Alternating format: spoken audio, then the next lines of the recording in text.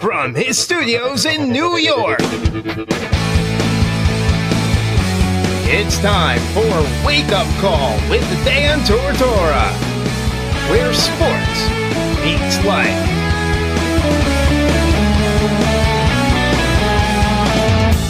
Here's your host, Dan Tortora. Welcome back here to Wake Up Call with Dan Tortora on wakeupcalldt.com, your one-stop sports shop, and on mixlr.com/wakeupcalldt. You know it is my honor and my privilege to be with you every Monday through Friday from 9 a.m. to 11 a.m. Eastern Time, as well as our specialty shows we do on-site, on location. Just had the opportunity to be back down at Marywood University for Wake Up Call on the road and sat down with Gabby Holko, the Marywood women's basketball head coach, and the Marywood men's basketball head coach Enrico Mastriani as well. Both teams are inside of the semifinals of the Atlantic East Conference Tournament for the first time ever, as the Atlantic East is a newly formed conference inside of the NCAA for Division III. And for the first time ever, I have the honor and the privilege of having Jessica Huntley on the show, the commissioner of the Atlantic East Conference. Jessica, how are we doing today? I'm doing well, thanks, Dan. I appreciate you having me on this morning, and I appreciate your coverage of the Atlantic East and of Marywood.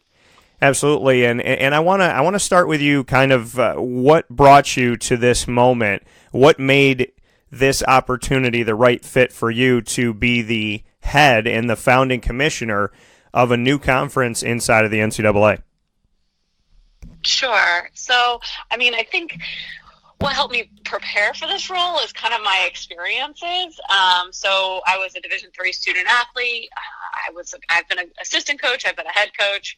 I've been an assistant athletic director, and I've been an assistant and associate in a Division III conference office. So kind of have a wide variety of experiences, which I think can be really helpful when I'm working with so many different constituents across our 7-member institutions. You know, although I wasn't a very good coach, I can at least relate to the fact that I had to recruit and the long nights. And so I think just having some of that background is really nice to be able to have some relatable topics and have them know that I have had some experiences similar to theirs. And then I think, I have been at the Centennial for 6 years as the assistant commissioner and then associate commissioner the last year.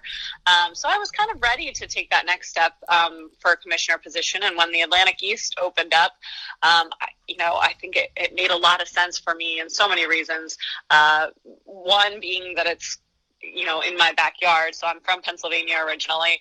And so I had aspirations to stay in the area.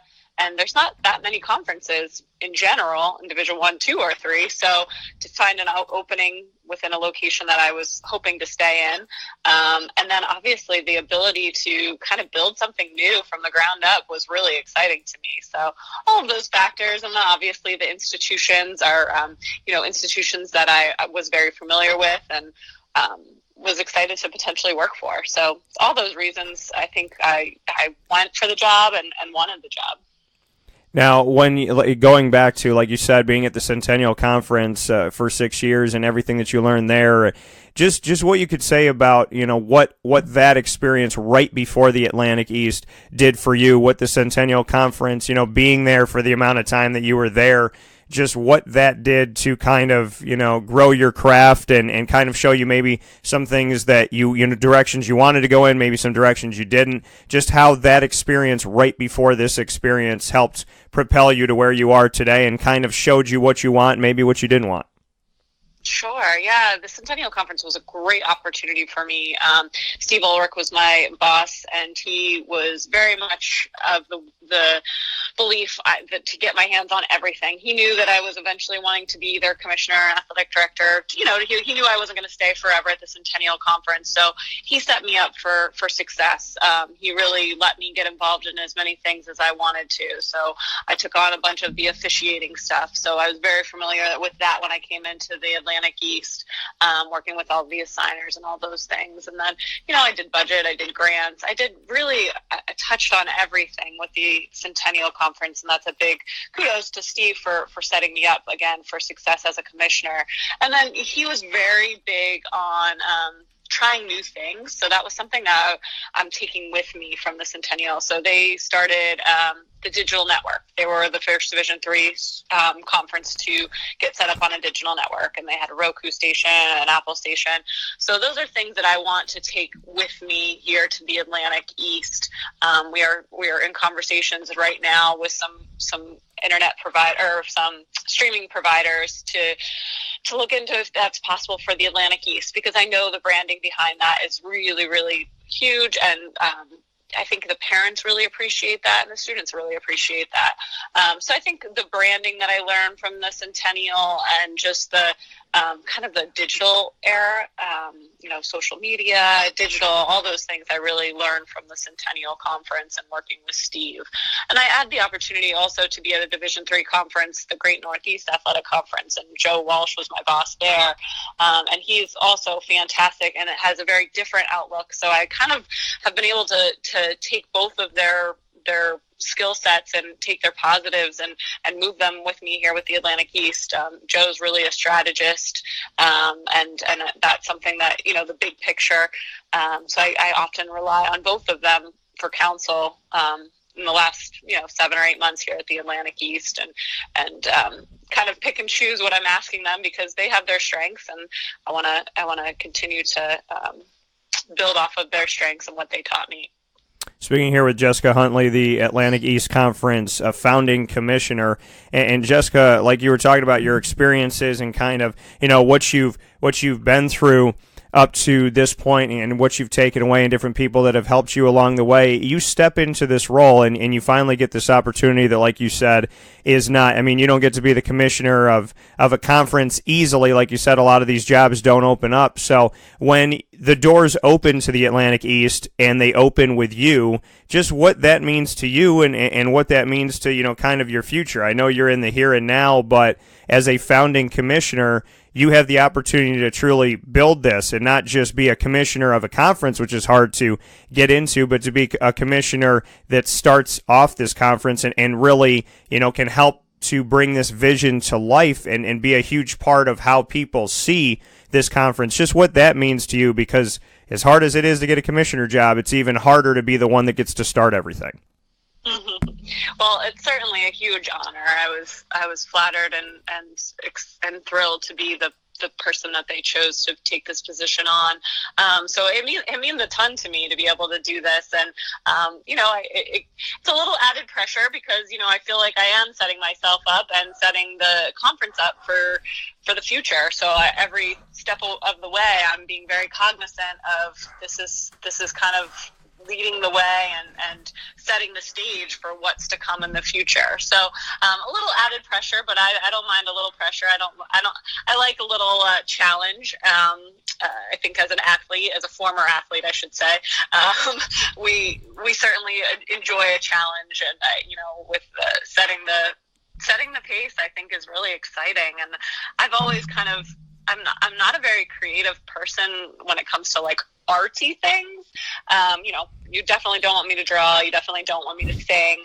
But I still think that there's a creative piece of me that this type of opportunity allows me to be creative and kind of think outside the box for how we're going to operate as the Atlantic East. And I've had such great support, and I felt that in the interview process, that there was great support from the administrators and from the presidents, that they trusted me to lead them through the first year.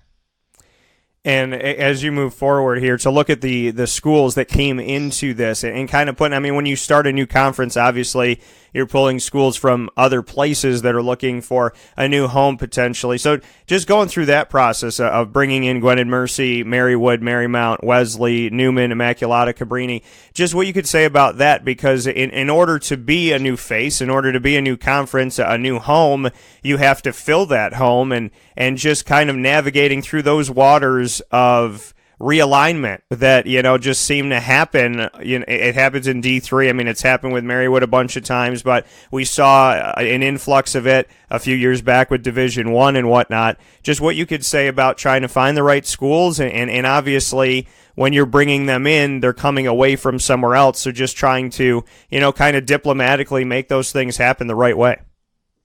Sure, yeah. Well, luckily, the 7 institutions that make up the Atlantic East were formed prior to my arrival. So they obviously formed together. And so I was not a part of a lot of those prior meetings. Obviously, I've seen the formation and seen the challenges that come with having schools from different experiences. So, and I don't mean they're like bad challenges, but they're challenges. You know, we have 2 schools that came from the Capital Athletic Conference, and they did things differently than the 5 schools that were at the Colonial States. So we're constantly navigating those waters and kind of trying to get away from what they're used to and doing what's best for the Atlantic East. So I think we're continually having those conversations. I think that the 7 institutions that came together fit really well. The parity in the conference is just phenomenal. And the similarities of the institutions, again, it's just kind of unparalleled in Division III, to be honest with you. You obviously, there's still differences, but I think that the similarities outweigh the differences, and it's pretty obvious on a daily basis. You know, everyone's has the same struggles. Everyone is working for the same reasons. So that's been really, really refreshing to work with a group of schools that is kind of in the same position. So when we're looking at potential new schools, you know, seven's a little small, I would say. So I think people would say, you know, we definitely would like to add at least 1 more school, if not 1 or 2 more schools. And so when we're looking, I think we're looking for a school that fits our mold. Because we are so similar, we don't want to just add to add. I think we're being very selective and making sure that the it fits with these 7 other institutions. And how is that process for you? Is there excitement kind of behind that for you in kind of digging into this? Because like you said, these 7 schools were formed, you know, and a lot of those conversations and whatnot before you came on as commissioner. So to be a part of this process now of finding the next, just bring me into, you know, what that's like for you, and if there's an excitement, if there's something special to that, you know, trying to find another place or a couple other places that are going to fit the mold the way that these 7 fit it. Sure, yeah, there's definitely some excitement, and there's also some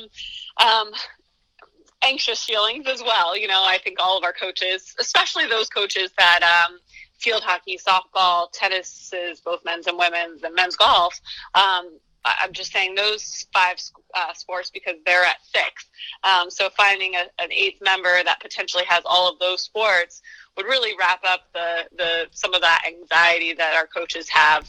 So there's some pressure, some excitement for sure to look at what institutions fit. And we've had some institutions reach out to us. And again, I think I give our ADs, our presidents, a lot of credit for kind of sticking to what makes sense. Some of those institutions didn't necessarily fit the mold of our 7 institutions. And, you know, again, there's some feeling of wanting to add quickly because of those school or sports that don't have their AQ yet. But I think staying true to our values and our mission and our philosophy, I think is really a testament to them and seeing the long term of the Atlantic East. I think that makes the most sense. So yeah, it's been exciting. It's been something I hadn't really experienced at the Centennial. We never expanded. We never lost. We did add some associate members, but beyond that, it was not something I had experienced before. So it's definitely exciting and again, a little nerve-wracking. Speaking here with Jessica Huntley on Wake Up Call with Dan Tortora, the Atlantic East Conference founding commissioner. Jessica, to look at each of these institutions as far as their representation, their athletics directors, just what you could say about, you know, working with each of these schools and what your kind of first impression was and how it is now of working with each of these institutions, because obviously you're trying to get everybody on the same page. Those conversations sometimes are easy, sometimes they're difficult. How has it been to bring these ADs together and try and find a central message and across all sports try and make this something, like you said, that's not only good for them, but best for the Atlantic East as well? Sure. So, I mean, the institutions, I'll start there. The institutions have been fantastic to work for. I've said that prior, but it's so true. The athletic directors that I've been working with have been fabulous. And I part of it is, they came together for a reason. So they have an excitement that they want to work together. And that's not something that's true at all conferences. A lot of conferences have been established for a long time. So they sometimes take things for granted, I think. And this group is not taking anything for granted. They came together. They took the risk to leave and give up their AQs for 2 years. So I think they're really, really committed, and it's been really refreshing to have that commitment and working towards a common goal, which has really been really nice. Obviously they're still competitors, so we still have our moments, but for the most part, from a big picture standpoint, they're really, really been great about working together, and being supportive of one another. From before I was joined the Atlantic East, before I knew of some of the institutions, I knew some of the institutions prior because of their fantastic sports. And I played at York College, and so I have a very strong memory of Marymount women's basketball because we lost to them often. So I was very familiar with Marymount prior to my arrival and their competitiveness, and particularly in women's basketball. And obviously women's basketball, men's basketball, lacrosse are very, very strong.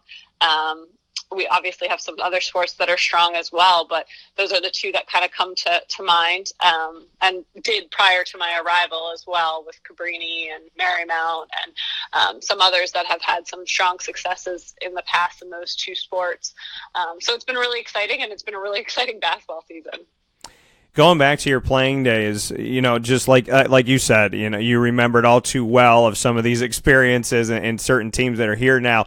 To come full circle from when you played to now being the commissioner, overseeing all of this, could you have ever seen this plan? They say if you want to make God laugh, tell him your plans, but could you see playing on the court against these teams and then now being the overseer of these essentially? So you lose to this school, and now you're the one that's speaking to this school about being a part of the conference and working together. Could you have ever written this story, so to speak?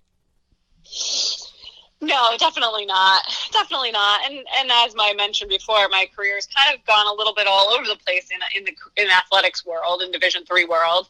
So no, I don't think I ever envisioned myself necessarily in this position. But it's funny to think back when I was a student athlete. I remember our commissioner coming to some of our games.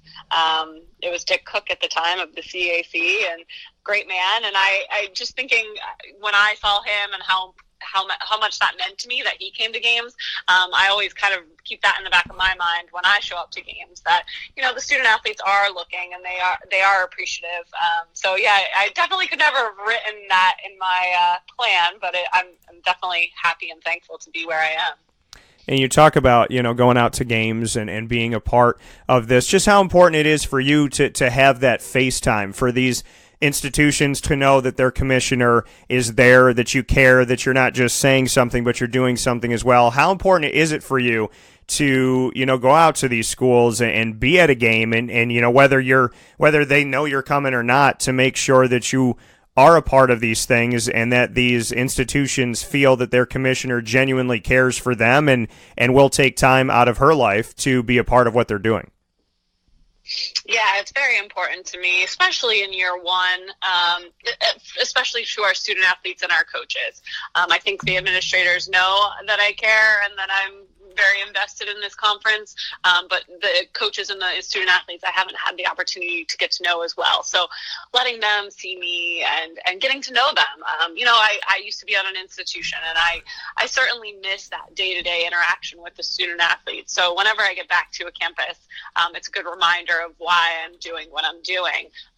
Because, otherwise you could get very removed. I wouldn't have to see student athletes on a very regular basis, and sometimes that will impact how you work and your motivation. So I think just going out to see the student athletes and reminding myself why I'm doing what I'm doing is great for me, and then obviously it's great for them to be able to see me and know that I'm vested in this in the Atlantic East.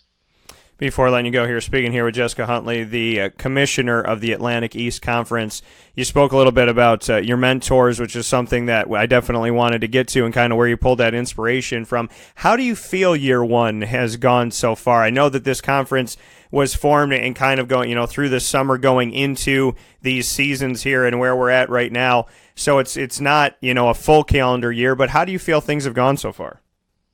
I think everything is going really, really well. I think I mentioned this a little prior, but the parity of the conference is just fantastic. The fall was a good indicator of why these schools came together, and why it makes sense to be a part of the Atlantic East. Our seven institutions, all seven institutions were represented in our championship games this fall across the 4 team sports in field hockey, volleyball, men's and women's soccer. All 7 institutions were in a championship game, which to me is that's a testament to the conference and the parity and why this all came together.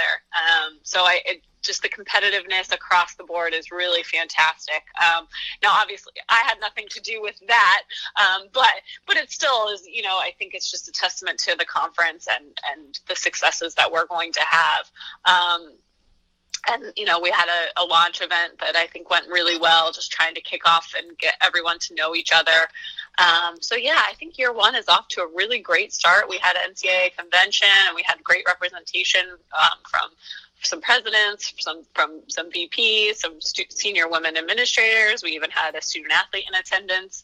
And so, we all went out to dinner and really got to enjoy each other's company. So I think everything is going really, really well. We have some things we want to continue to work on and put into motion for the future. But overall, year one is off to a good start.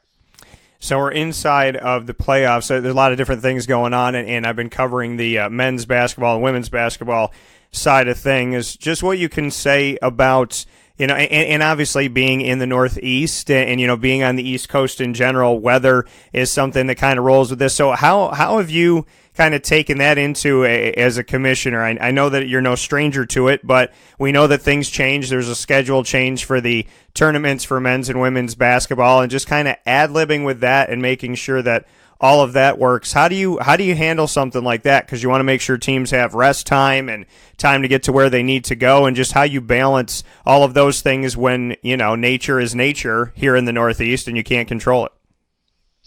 Yeah, that's always a fun one, especially during playoffs.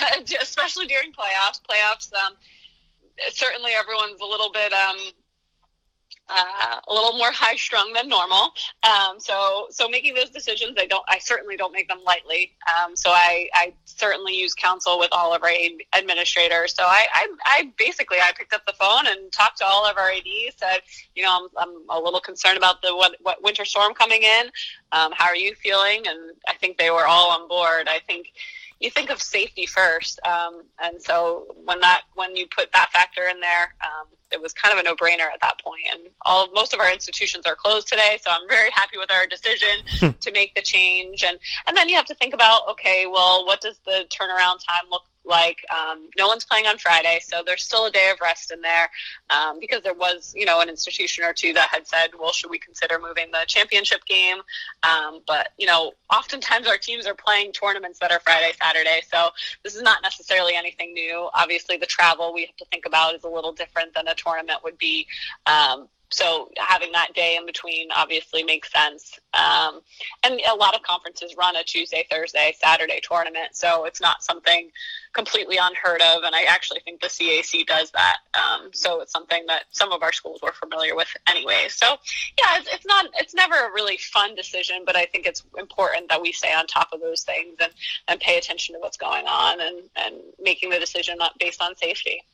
So I am a pacer, and obviously spent my time at Marywood University, and I wanted to ask you here before we close up, speaking with Jessica Huntley, the founding commissioner of the Atlantic East Conference, just what your thoughts have been on Marywood University, directly. I know both of their basketball programs are inside of the Final Four in their respective tournaments here in the Atlantic East, and just what your takeaways have been of Marywood University as a university and for their athletics in general, just what your experience has been with them. Sure. Yeah, Marywood. I grew up in the Berwick area, so I was familiar with Marywood prior to my arrival because of its location close to my hometown. Obviously, it has a great reputation, and everyone that I've worked with at Marywood has been fantastic so far. Mary Jo Gunning, Dr. Gunning has been fantastic, a huge supporter of the Atlantic East, a huge supporter of mine, a great mentor to be able to call up and chat about things. So she's been really great to work with, and all of the staff has been, we've actually hosted quite a few championships up there already. We had cross country up there in the fall, and then we just finished up our swimming championships just last weekend. And the staff, have been fantastic, and I really have nothing bad to say. And there's a bunch of new coaches that I've gotten to know, and they're all really excited and proud to be part of Marywood. And so in this final piece of this, Jessica, you have now had time within this seat to see a lot of different pieces of what it is to be the commissioner. I know that leading up to this, your experience has given you a lot of different elements of this, but what are some of the things that we don't know?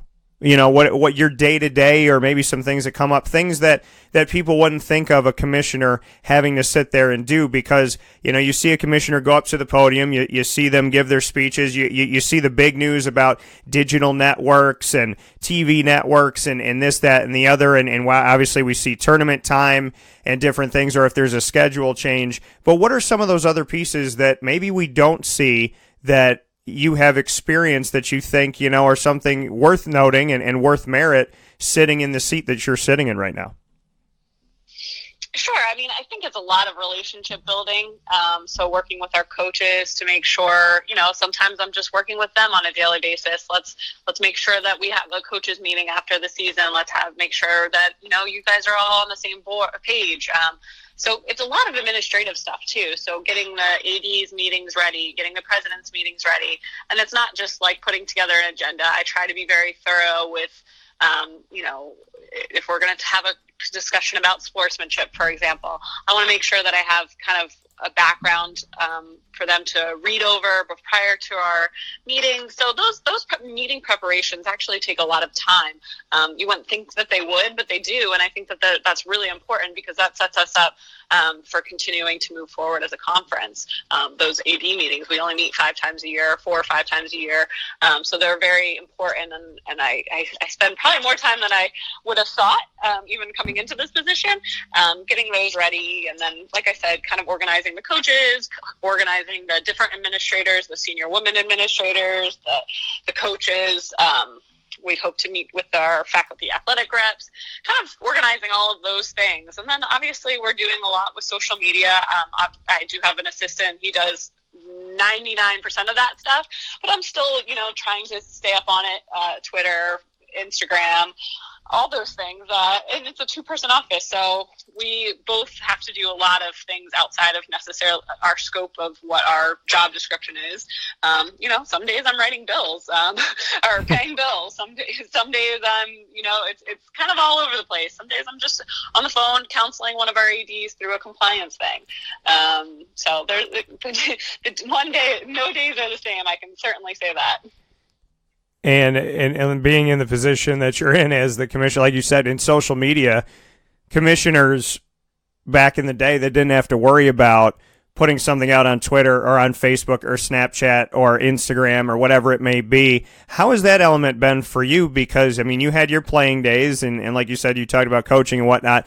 There are times throughout history that no one will believe us anymore now, that Facebook didn't exist, that Twitter didn't exist, that you couldn't go online instantaneously and say something positive, negative, or somewhere in between. How have you handled that world as a commissioner, knowing that we live in a place now where anybody, anywhere, at any time can get information out there? How has that been a challenge as a commissioner, and just kind of what you've taken away from that?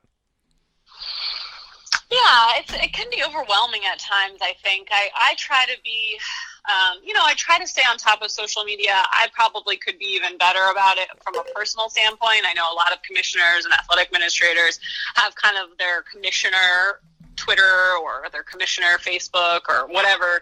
I don't have any of those yet, and I dabble with that idea often, but I at this point I haven't done that. And I'm obviously cognizant of what I put up on my personal pages, because all of that stuff can be used against you, I guess, for lack of a better word. But I'm very cognizant, and I think I've always been very much like, if I don't want my parents or my grandparents to see those things, why would I put them up there anyways? So from a personal standpoint, I feel like I've always conducted myself pretty professionally on my social media pages, and then from like Atlantic East, we have to look for anyone that might be bashing the Atlantic East or one of our institutions. That's something that we do pay attention to. Or if our student athletes are not doing something they should be, I would certainly reach out to the administrators. But I am by no means checking up on our Facebook, our Instagram, any of that stuff on a regular basis. That would just be things that come across my, by happenstance, I guess. So yeah, we're just always being cognizant and knowing that that's where our student athletes are. So we definitely have to utilize social media, but just being smart about how we use it. And in closing, to not only be a commissioner, but, to be leading this Conference of the Atlantic East, and in the world we live in today, it seems like, equality is something that gets lost in the shuffle, unfortunately, in 2019, and it should have never been this way, but it feels that way even in the here and now. To not only be a human being who has worked through the trenches to get to where you are today, but to be leading this conference and be a commissioner as a female, just what that means to you, to people that are looking to you from, obviously the female community and the community in general, that this leadership role is there, it is yours, and it's something that sadly may have not been there in the past for women, and even in the here and now, maybe the respect isn't there as always as it's deserved. So how have you handled that, and just what you can say about being a representation that the person that is the best fit for the job should be the person that gets the job? Yeah, it's something that I think about often, and I probably don't speak about it as much as I probably should. I just spoke at Wesley. Wesley, they had a women's and girls sports dinner, and I was one of the speakers down there. And I said, when you thought about your commissioner, would you have pictured me? And somebody said no. And it's sad to think, like you said, that's where we still are in 2019. That I should look differently. And so I'm proud that I'm able to be in this position and be a role model for our student athletes, for our female student athletes. No, you can be in a position like this, even if it's not a commissioner, it's some other leadership role in whatever field that they're in. So yeah, I'm very proud to be a role model for all of them, and I take that very seriously. And I want to be able to help our students along, everyone that had helped me along. I want to be able to give back as well. And I'm very proud of Division III for all of that they've done for ethnic minorities and women. I couldn't be in this position probably without the NCAA's grants and all the opportunities that they provide for women and ethnic minorities in Division III. And I think Division III has the biggest representation of women commissioners out of any division, which is, again, something I'm proud of. And so when I walk into the room, it's not me just representing the women's voice, and so I'm very appreciative of that.